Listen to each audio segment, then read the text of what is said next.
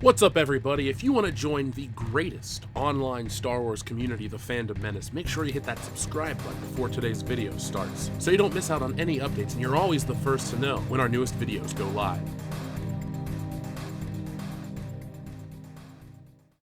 The following is a world-class Bullshitters exclusive. I've called the MCU the modern-day myth. It's the story that brings us all together. Inside of it are tales of superheroics, relatable tragedy, and human drama, all wrapped up in a neat, accessible package that crosses the boundaries of age, race, geographic location, and more. The latest film, Avengers Endgame, was released just 3 days ago here in the US, and the film is already breaking records. As of now, yes, right now, the film has already crossed the $1 billion mark at the global box office. According to Variety, it's truly the Avengers world. The opening weekend of Avengers Endgame demolished box office records with a stunning $350 million in North America and $1.2 billion worldwide. Disney Marvel's fourth and final Avengers superhero movie has captivated moviegoers, accounting for more than 4 of every 5 tickets sold domestically. Avengers Endgame topped the year-old Avengers Infinity War record by nearly 100 million domestically and a jaw-dropping 560 million worldwide. China generated an astounding $329 million over its 5-day launch weekend. Avengers Endgame is the 22nd movie in the Marvel Cinematic Universe, which launched in 2008 with Iron Man. Those films have now eclipsed $19 billion in the worldwide box office. Here's a rundown of all the records Endgame will break or has already broken this weekend. While I'm interested in those records, the purpose of this video isn't to praise the Avengers' success, but to touch on a topic that the excess media would like us to quietly forget about. Yeah, her again. Now, I don't need to make fun of Captain Marvel anymore. Well, I want to, but the jokes would fall flat. Sorry. I'll see myself out. Now, I want to talk about the fact that everything we were told about Captain Marvel in the lead up to this film was a damn lie. For months, we've seen countless headlines proclaiming Captain Marvel will lead the MCU, how vital she is to Avengers, and how her power outweighs all those characters. During the countdown to Endgame, the fans have been less than pleased with this news of the Deus Ex Machina, 11th hour savior coming to defend the Avengers and redeem all of the unsophisticated fans who needed talking to about girl power. If those were your concerns going into Endgame, I have good news. Now, before we go any further, we're going to be talking about the film a little more in detail. We're not going to be spoiling important character moments like the fact that Thanos is purple and Tony Stark is secretly Iron Man. But consider this your only warning on spoilers. If you're leaving, hit the subscribe button on the way out and finish the video after you've seen the movie. But since this film made $1.2 billion worldwide and you actively clicked on this video, I assume a good portion have witnessed Endgame. Now back to the video. We've been dreading Captain Marvel's inclusion in this film not because another female superhero is the problem, but because Brie Larson is. Her bad personality, wooden acting, and comments about race really turned off a lot of people, and when you hear about all those things being injected like a poison into the MCU, you get worried. Luckily, you don't have to be concerned because it was all one big lie. Captain Marvel is an afterthought in this movie. She randomly appears at the beginning, leaves a few minutes later, and doesn't come back until the end of the film to defeat Thanos. Actually, no, I can't back that last part up. Thanos bitch slaps her off screen, out of the movie, and well into oblivion. When we find her remains, we'll make sure not to report it. It brings me great pleasure reporting on how unimportant Captain Marvel is in Avengers Endgame. It's almost like she doesn't need to be in the film. It also feels like she was cut out of the film due to her awkward placement in scenes. Maybe she was. Back in February, there was a Reddit post with someone claiming to be a Marvel insider discussing the possibility of multiple cuts of Endgame, one featuring a lot of Captain Marvel, and one with less Captain Marvel. The Diet Avengers, if you will. Here's what the poster actually said. Regarding the movie, oh boy, I don't know what to say. To be honest, the script went through profound alterations. I'll tell you a huge one, Captain Marvel. The Russo brothers and McFeely/Marcus didn't want to include Captain Marvel at all in Infinity War and on Endgame. They felt the story deserved to end with the original characters, but Disney and Marvel Studios desperately wanted to introduce Carol Danvers on Avengers Infinity War. The idea was later to give her her own origin movie booted up by the Avengers. Naturally, they had an argument that ended up on both sides making concessions. They excluded Captain Marvel from Infinity War, but had to include the character on Endgame. Just to shut off this matter, the Captain Marvel rant we are seeing today was expected by Disney. Their social media numbers projected the Captain Marvel movie will face challenges, and they ordered from everyone to prepare with 2 cuts. One with the original Captain Marvel plan, another cutting down the character's participation in case Captain Marvel flops. This created huge conflicts between Brie Larson's agency, and especially Marvel Studios. They went as far as to shoot some of the very same Captain Marvel action scenes with Captain America and Black Widow replacing the character, in an attempt to keep the inflated budget down. Brie Larson treats everyone well, but she's very contesting, and she's contested the hell out of this decision, until Marvel Studios was forced to shoot these scenes in different ways, which resulted in more spending. Now, we don't have any concrete information on the budget or the cast disliking Brie Larson outside of the rumors and those painful press junket videos from Entertainment Tonight, but in regards to the two cuts of the movie, it seems possible. The reason why I tend to believe that rumor is because Captain Marvel is barely in this movie, Avengers Endgame. It almost makes no sense to why she's there, and I'm saying this strictly on a story basis. I'm not letting any previous Brie Larsoning, i.e. ruining everything with your poor attitude, cloud my judgment. As stated earlier, she appears, leaves, and then comes back at the end. It feels like she was written out mid-sentence. The end credit sequence of her film, that was clearly filmed during Avengers Endgame, doesn't make sense when watching Endgame. The post-credit sequence features the Avengers using Fury's page to continue the distress call for Captain Marvel, to which she appears and asks where Fury is. In Endgame, Captain Marvel appears in space to save Iron Man and Nebula, then lands, and that's her first appearance to the team. Did the Avengers send her? If so, shouldn't they have said something, or been prepared when they got the alert that something was coming? It really seems disjointed, as if it was intentionally cut late in the game. Think back to the end of Captain America the First Avenger, when Nick Fury comes to Captain America with the mission that would take place in the Avengers. Then in the Avengers, the scene is elaborated on, but it's still the same message. New mission for Cap, and Fury's trying to save the world. Marvel uses essentially the same scene in both films to tell a cohesive story, as if it was the plan all along. If you say that's just one example and I'm crazy for using that as my evidence, allow me to give you another example of Marvel's tactic of using the same, again slightly altered scene, to set up the next movie. Think back to 2015's Ant-Man. In the post-credits sequence, we see Captain America and Falcon with a captured Bucky. A longer version of the scene appears in the next MCU film, Captain America: Civil War. So we know that this is Marvel's way of doing things. They introduce something big at the end of one movie and then elaborate on it in the next, all while showing what was seen in the previous film. It feels like that was the plan for Endgame with Captain Marvel's post-credit sequence, but it wasn't, and we're left with this odd open that is able to bank on the excitement of the crowd to just sort of overlook something as contrived as Captain Marvel's first appearance. It's stuff like this, and the fact that she just leaves as sudden as she appears, which makes me think there was more to do with her initially, but the online backlash caused them to rethink more Captain Marvel. Wouldn't it make the most sense to have her presence in the soon-to-be biggest film ever be more prominent, since she is the future of the MCU? I mean, they tell us everything is on her strong, narrow shoulders, including the possibility of directing an MCU film. Over on Cheat Sheet, they had this to say. Here's what Brie Larson, had to say about directing a Marvel movie. Larson's only non-Marvel film to come out in 2019 was Unicorn Store, a movie she directed herself, which is now available on Netflix. Knowing that she has an interest in continuing work behind the camera as well as in front of it, Esqueda asked if she wanted to helm her own MCU flick. Totally. I mean, for me, whether it's acting or directing, it's about story, said Larson. But it would definitely depend on the subject for her, saying it has to be a story that you feel passionate in your gut, that it's undeniable and will carry you through for a couple of years. No. Just no. On second thought, Brie Larson would be perfect to direct the failed all-female Avengers team from the comics, A-Force. Oh, you haven't heard of A-Force? Well, not many people have, because not many people bought it long enough for it to last very long.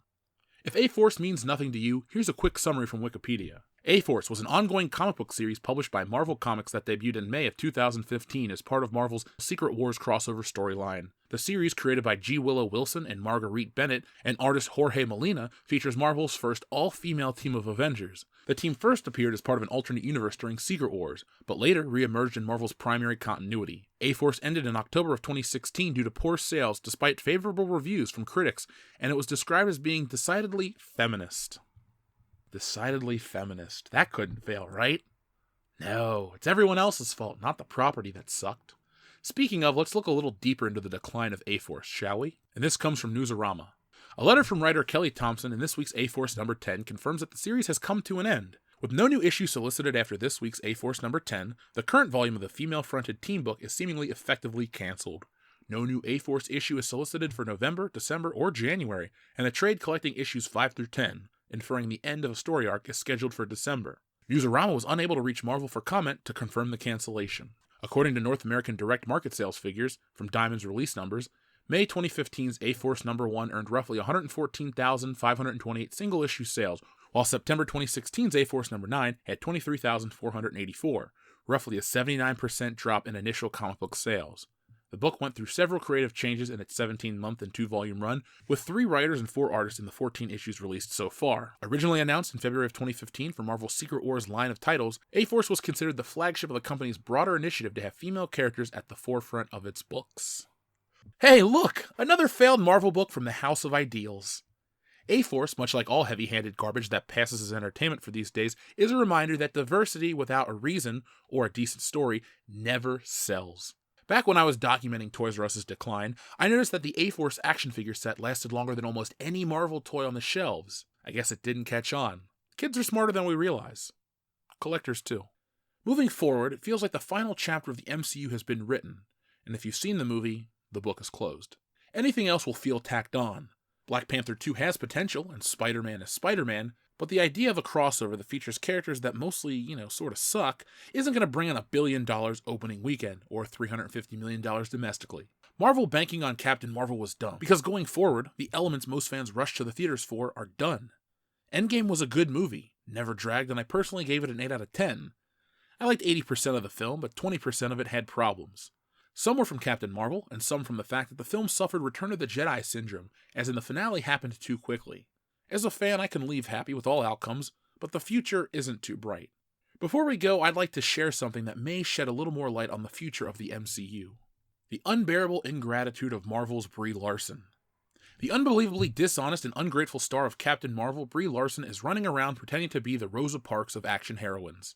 When Whoopi Goldberg first started winning acting awards in the 80s for The Color Purple, she recognized she was standing on someone else's shoulders. On the shoulders of Hattie McDaniel, the first black person to win an Academy Award, Best Supporting Actress 1940. Finally, in 1991, half a century later, Whoopi would become only the second black woman to win an Oscar. When Denzel Washington finally won the Best Actor Oscar in 2002, he opened his acceptance speech by saluting the man he had been chasing for 40 years, the great Sidney Poitier, the first black man to ever win Best Actor, 1964. 38 years later, Denzel was second. Whoopi and Denzel did not pretend to be the first, to be groundbreakers to the pioneers with their respective social causes, even though they were. After all, until 1990, when Denzel won Best Supporting Actor for Glory, only 3 black actors had taken home the Oscar: McDaniel, Poitier, and Lou Gossett Jr. Nevertheless, they still saluted those who came first, showed them the proper respect, expressed gratitude, and acknowledged their struggle and accomplishment. Compare that to Brie Larson's comments earlier this month, at something called the Women in the World Conference, which sounds like a barrel of laughs. I'm very grateful to have broken this glass ceiling of normalizing the concept that women can also make $1 billion. I don't know why it was so hard to comprehend in the first place, she said. It's just like we're human, whatever. If people needed this to be another reminder this decade, the minority groups can open movies and make billions of dollars, then great, I'm here. I did it. I did it. I did it. No, princess, you didn't. In fact, you didn't even come close to doing it. Believe it or not, before you, plenty of women were normalizing the idea of a woman making billions of dollars at the box office, of a woman being the foundation of an action franchise, of a woman as an action hero. You're not only not the first cupcake, you not only didn't break the glass ceiling, you are old hat. Let's start with the fact that Felicity Jones is the first woman to anchor a standalone $1 billion action movie with 2016's Rogue One. Oh, and before Brie Larson, there was Jennifer Lawrence in The Hunger Games, a franchise that grossed nearly $3 billion. Before Brie, there was a little movie called Wonder Woman that grossed $821 million. Long before Brie, a whole 17 years before Brie, Mila Jovovich anchored the Resident Evil franchise that grossed over $1 billion. A full 16 years before Brie, Kate Beckinsale launched the Underworld franchise. Angelina Jolie in Tomb Raider? Michelle Yeoh? And where does this joyless harpy get off not recognizing Sigourney Weaver in the Aliens franchise? Which brings me to the mighty Pam Grier, the godmother of all action heroines, an icon, a legend, the Neil Armstrong of the genre. Unfortunately, this is not the first time Marvel disrespected the past. Remember when Black Panther tried to pull the same exact crap? Black Panther is the first black superhero movie. Yeah, sorry, no. Meteor Man, Blank Man, Spawn, Steel, Blade, Catwoman, Hancock. Need I go on? Black Panther is the first black superhero movie written and directed by a black man. Yeah, no. Sorry. The mighty Robert Townsend wrote and directed Meteor Man 26 freaking years ago. In fact, it was Townsend's 1987 masterpiece, Hollywood Shuffle, that started all of this. Okay, but this is the first time a person of color has directed a big-budget superhero movie starring a black man. Well, no, now you're just getting stupid. But still, yeah, sorry, no. Guillermo del Toro directed Blade 2 a full 16 years ago. I know, Black Panther is the first Marvel movie starring a black superhero. Blade, dummy, there were 3 of them. Black Panther is the first Marvel movie starring a black superhero directed by a black guy named Ryan. You got me there. I get that everyone wants to be the Neil Armstrong. I do. And I also get the politics behind all of this. This lie that convinces the woefully uninformed that America's so racist, sexist, that these firsts are only happening right now. But I gotta say, this is a lousy thing to do to the true pioneers, to those who actually took the risk to blaze a new path. In the vernacular of the woke, it's a lousy thing to do to these women and people of color. Brie Larson and Black Panther were not the first, or the second, or the third, or the fourth, or the fifth, or even the sixth. Robert Townsend was a true trailblazer, and he deserves some goddamn respect. And so does Pam Grier and Sigourney Weaver. Now I wanted to share that, because the MCU is shooting for all the firsts it can find, and quality takes a back seat. First Asian lead, first gay lead, etc. But when this novelty of being the first to do something wears off, Marvel will be in a situation where they could be the first company to flush $20 billion down the toilet because of a small, vocal minority. For now, let Marvel enjoy its success. $1.2 billion globally is incredible for a weekend. But if I were them, I wouldn't bank on that record lasting for too long.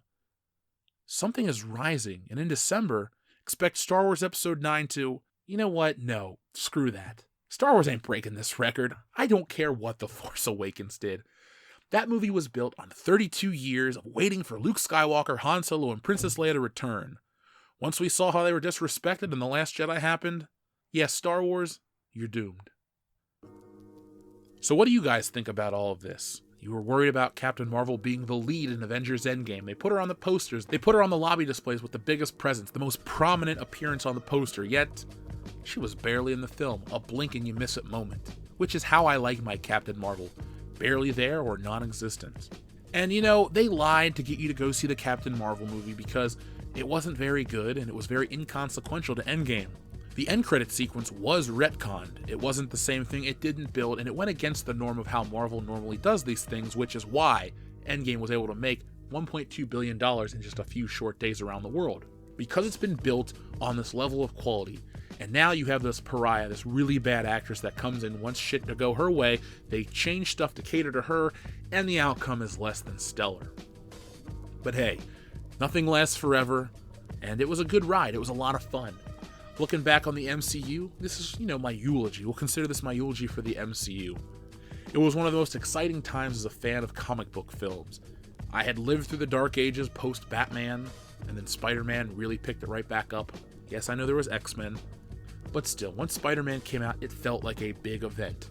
And then you had Spider-Man 2, X2, and a whole other slew of movies. Some were good, some were garbage, and some were X-Men The Last Stand. But overall, once we got to the MCU, we had a consistent level of quality that wasn't matched by any franchise. But again, this has been a fantastic run. I don't want to spoil anything in the movie, so I'm not going to get into specifics right now. I will a little later on. But it was awesome. It was fun while it lasted. We have 22 movies, well, 21, because kiss my ass, Captain Marvel, that have been excellent, that I'm happy to own, that I'm happy to rewatch multiple times. Well, except you, Spider-Man Homecoming, because, Tobey Maguire for life, bro. But that's it for today. What did you guys think? Does Avengers Endgame feel like the natural conclusion to the Marvel Cinematic Universe? As I've stated on many occasions, I've been here since May of 2008, and I know a lot of you have too. So down in the comments, I want to know a few things about you. When you first became a fan of the MCU, which is your favorite film, and do you feel that Endgame is the logical conclusion? Comment below and I'll check some of those out. If you enjoyed this video, make sure you give it a thumbs up and share it all over social media. Again, we're growing like crazy. All year we've been going like crazy, and it's been all because of you guys out there. So I want to take this time again to thank each and every one of you out there for making the Fandom Menace the biggest possible thing that it can be.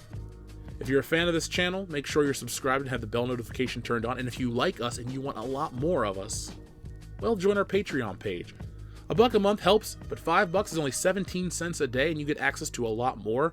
And as we're working on our little documentary that we filmed over the week at Star Wars Celebration, you guys are going to get that and a whole slew of exclusives the higher tiers you go.